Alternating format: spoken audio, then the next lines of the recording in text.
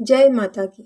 आप सभी का हमारे YouTube चैनल जय माता की एक प्रार्थना में हार्दिक अभिनंदन है।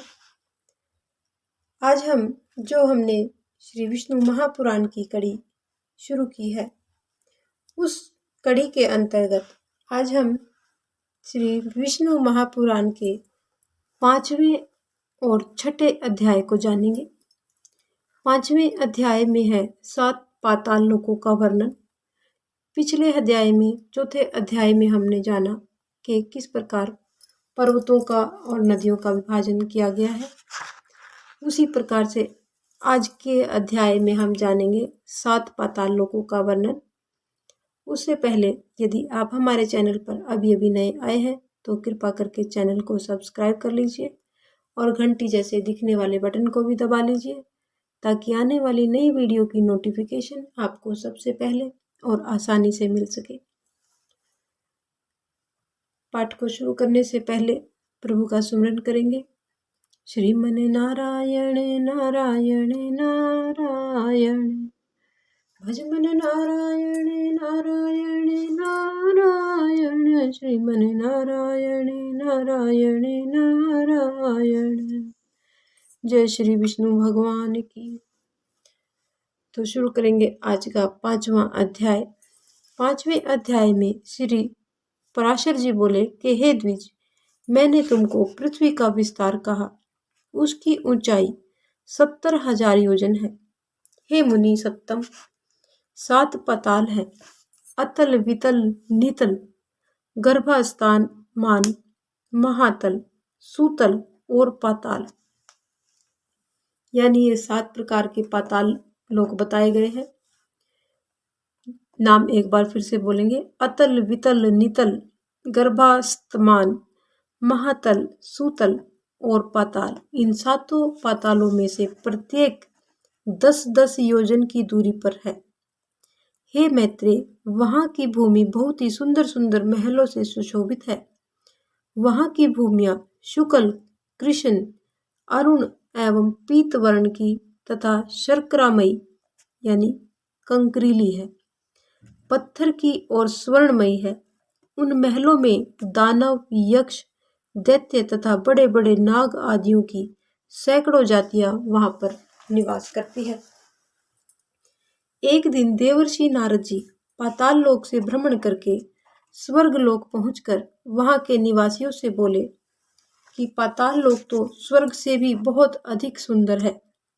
पाताल लोक के नागों के आभूषणों में सुंदर सुंदर मणियां जड़ी हुई हैं। दैत्य दानवों की कन्याओं से पाताल लोक सुशोभित है, जहां दिन में सूर्य की किरणें केवल रोशनी करती हैं और धूप गर्मी नहीं फैलाती, और रात्रि में चंद्रमा की किरणों से शीत यानी सर्दी नहीं होती, केवल चांदनी ही फैलती है। वहां सुंदर वन, रमणीक सरोवर और कमलों के वन है, जहां नर कोकिलों की मधुर कूक गूंजती रहती है एवं आकाश मनोहारी है। वहां पाताल के निवासी दैत्य, दानव एवं नागों के द्वारा अति स्वच्छ आभूषण, सुगंधमय लेप, वीणा, वेणु आदि भागों से अनेक भोगों को भोगे जाते हैं। पातालों के नीचे प्रभु श्री हरि विष्णु जी का शेषनाग नामक जो तपोमय विग्रह है, उनके गुणों का दैत्य और दानव गण भी वर्णन नहीं कर सकते। इनके गुणों का अंत गंधर्व, अप्सरा, किन्नर, सिद्ध एवं चारण आदि कोई भी नहीं कर सकते। इसलिए वे अनिवासी देव अनंत कहलाते हैं। जिनका नाग वधुओं द्वारा लेपित हरिचंदन पुनः पुनः श्वास वायु छूट छूट कर सब दिशाओं को सुगंधित करता रहता है, जिनकी आराधना से पूर्वकालीन महर्षि गर्ग ने संपूर्ण ज्योति मंडल, ग्रह, नक्षत्र आदि और शकुन, अपशकुन आदि नैमित्तिक फलों को तत्वतः जाना था, उन नागश्रेष्ठ शेष जी ने इस पृथ्वी को अपने मस्तक पर धारण किया हुआ है। तो ये था हमारा 5वां अध्याय, जिसमें पाताल लोक के 7 पातालों का वर्णन किया गया है। अब हम आगे करेंगे छठा अध्याय। छठे अध्याय में विभिन्न नरकों का एवं भवनान के महात्म्य का वर्णन किया गया है।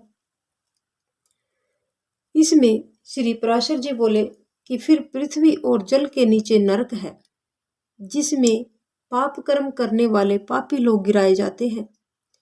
हे महामुने, उनका वृतांत सुनो। रौरव नरक, सूकर नरक, रोध नरक, ताल नरक, विरासन नरक, महाज्वाल नरक, तात कुंभ नरक, लवण नरक, विलोहित नरक, रुधिराम्य नरक, वैतरणी नरक, कमरीश नरक, कृमि मोजन नरक, असित पत्रवन नरक, कृष्ण नरक, लाला भक्ष नरक, दारुण नरक, पुयवै नरक, पाप नरक, बारिज्वाल नरक, अघशिरा नरक, संदर्श नरक, कालसूत्र नरक, तमस नरक, अभिची नरक, स्वभोजन नरक, अप्रतिष्ठ नरक और अपरचिन नरक से समस्त नरक तथा उनके अतिरिक्त और भी अनेकों महाभयंकर प्रकार के नरक हैं। ये समस्त नरक यमराज के शासन के अधीन है। जो व्यक्ति झूठ बोलता है, झूठी गवाही देता है, जो पक्षपाती बातें करता है, वह व्यक्ति रोरक नरक में जाता है। हे मुनि सत्तम, भ्रूण यानी गर्भ गिराने या नष्ट करने वाले ग्राम नाशक, गौ हत्यारे की हत्या करने वाले यानी जो गाय की हत्या करता है और जो गर्भ की हत्या करता है, ऐसे लोग रोध नामक नरक में जाते हैं। मद्यपान करने वाला, ब्रह्मघाती, सोना चुराने वाला तथा जो व्यक्ति इनका संग करता है, वे सब सूकर नरक में जाते हैं। यानी जो मद्यपान करता है और जो सोना चुराता है, उनके लिए सूकर नरक को बनाया गया है। क्षत्रिय या वैश्य का वध करने वाले को ताल नरक की प्राप्ति होती है। गुरु की स्त्री या बहन के साथ गमन करने वाला और राजदूतों को मारने वाले व्यक्ति को तप्त कुंड नरक मिलता है। सती स्त्री को बेचने वाला, कष्ट देने वाला, अश्व विक्रेता, कारागृह से भागने वाले की रक्षा करने वाला और भक्त पुरुषों का निरादर करने वाला, ये समस्त जन तप्त लोह नरक में गिरते हैं। पुत्री या पुत्रवधू के साथ भोग करने वाले को महाज्वाल नरक मिलता है। गुरुजनों का निरादर करने वाले, उनसे अपशब्द यानी बुरे वचन बोलने वाले को, वेद विक्रेता, वेदों की निंदा करने वाला, अगम्य स्त्री से संभोग करने वाला लवण नरक में जाता है। चोर और मर्यादा का उल्लंघन करने वाला व्यक्ति विलोहित नरक में जाता है। देवता, ब्राह्मण और पितृगण से द्वेष करने वाला तथा रतन को दूषित करने वाला कृमि भक्ष नरक में जाता है। अनिष्ट यज्ञ करने वाला कृमिश नरक में जाता है। पितृगण, देवता और अतिथियों से पहले भोजन करने वाले को अति उग्र लाला भक्ष नरक प्राप्त होता है।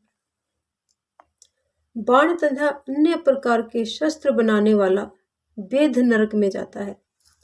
करणी नामक बाण बनाने वाला, खड्ग आदि शस्त्र बनाने वाला अति दारुण विसर्जन नरक में जाता है। नक्षत्र विद्या को न जानकर भी उसका ढोंग रचने वाला अधोमुख नरक में जाता है। साहस करने वाला, पुत्र मित्र आदि को छोड़कर अकेले ही स्वादिष्ट भोजन करने वाला और लाख मांस, रस, तिल एवं लवण विक्रेता यानी नमक का विक्रेता ब्राह्मण पुयवै नरक में जाता है।